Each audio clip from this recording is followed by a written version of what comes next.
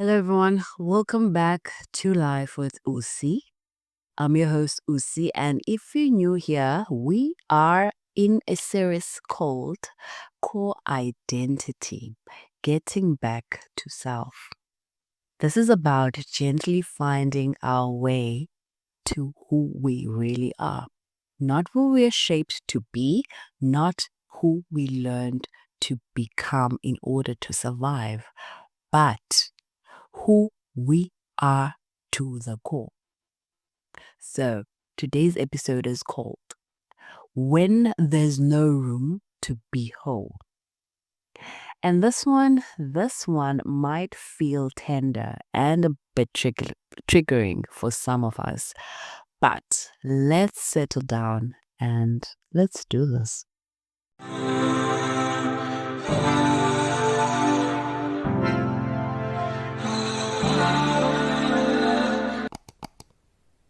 I want to say this up front. This is not about blaming our parents. It's not about shaming environments.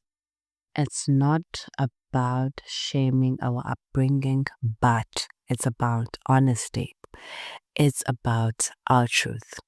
Because many of us grew up in spaces that loved us, but didn't always know how to make room for all of us, if you know what I mean. So, let's begin with growing up in limiting spaces.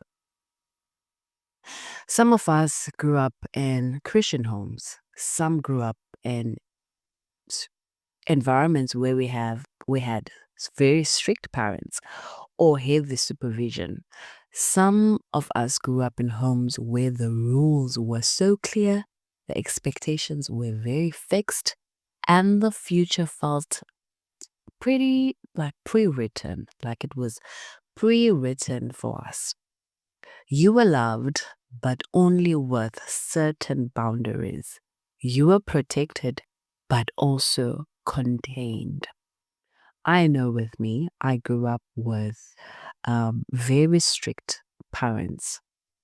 My mother was very strict and with so much heavy supervision on me. And I grew up always trying to impress her with good grades, with being a good daughter, with, being, um, doing the right thing, not swearing, not going out, not staying up late until you get to a point where you realize that I feel like I will no longer actually impress this person. But let us carry on. Sometimes we see ourselves where it feels like our place in life seems to be already decided based on your family history, your generational patterns, or simply what had always been expected of you. We'll start with learning to be quiet. Many of us were taught, directly or indirectly, that children should be seen and not heard. I know with my generation and the generation that came before me, this was the standard for children. So we learned to swallow our opinions, put it at the back burner because children don't have opinions. You learned to mute your feelings. You learned that using your voice could be seen as disrespectful, could be seen as rebellion, could be seen as being too much. And slowly, without anyone meaning to harm you, without the environment meaning to intentionally harm you, you stopped trusting your own voice because having a voice was never allowed. So, when being different is subliminally shamed, we are likely to hear comments such as, Oh, you love to read, don't you? You love to write like you're always in school. Oh, you're so bougie if they see you being put together or liking to dress in a certain way. Oh, you are so different. These comments sometimes may come off as jokes, but I know, I know that they always linger. They might not be projected as insults, but they weren't encouragement either. They were reminders that being different makes people uncomfortable. So you learned to dim parts of yourself, not because they were wrong, but because they did not fit the room you were in. Now let's get into when environments fear expansion or one's becoming. And I think this is something that we don't talk about enough. Sometimes environment do resist your growth. Not because you're wrong, not because you're odd, but because your becoming confronts their staying the same. Some people have never stepped outside their comfort zone.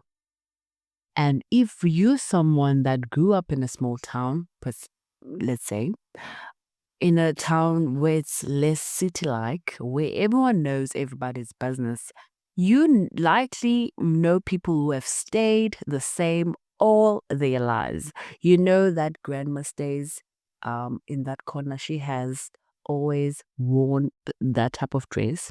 She always go outside and water her garden at this very time.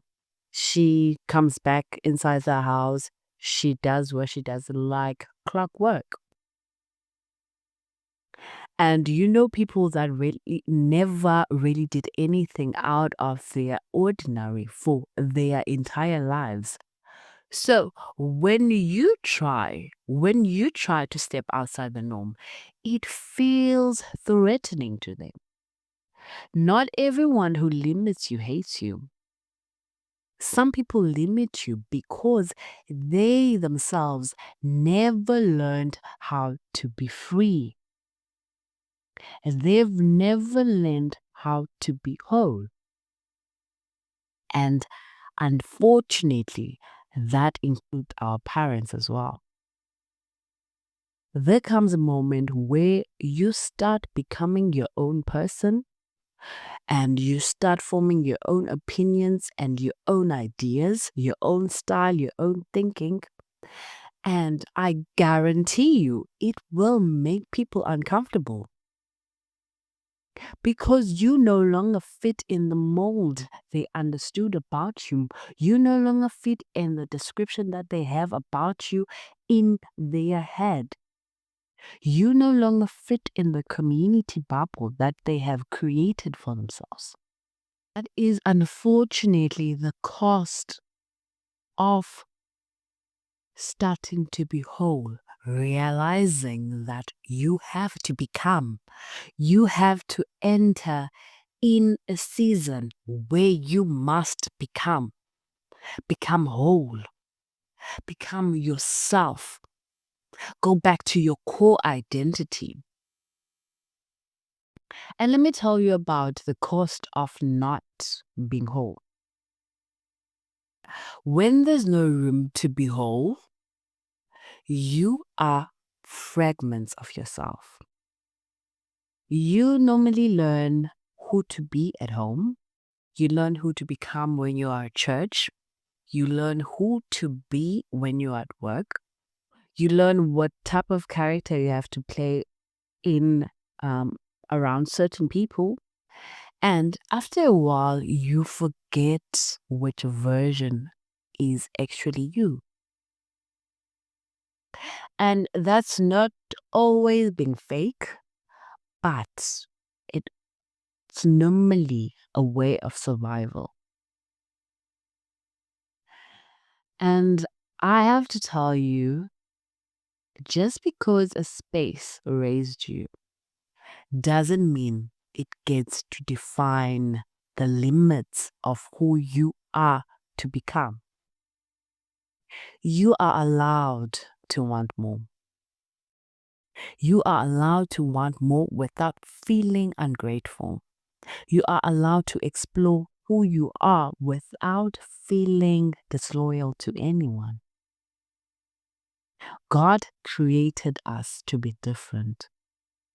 You don't look like the next person. Your fingerprints are different to the next person. You speak differently to the next person. You walk differently to the next person. So you are allowed to be who you were meant to become. Wholeness doesn't mean rejecting where you come from. It means no longer shrinking to stay accepted. Before we close off, I want you to sit with us. I want you to sit with those questions. No pressure, no rushing. I want you to ask yourself, when did I first learn to make myself smaller? Was it at home? Was it at school? Was it at church? Secondly, which parts of me felt too much for the spaces I grew up in? And lastly, who might I be if I gave myself permission to be whole? And remember, this journey of getting back to self can be gentle.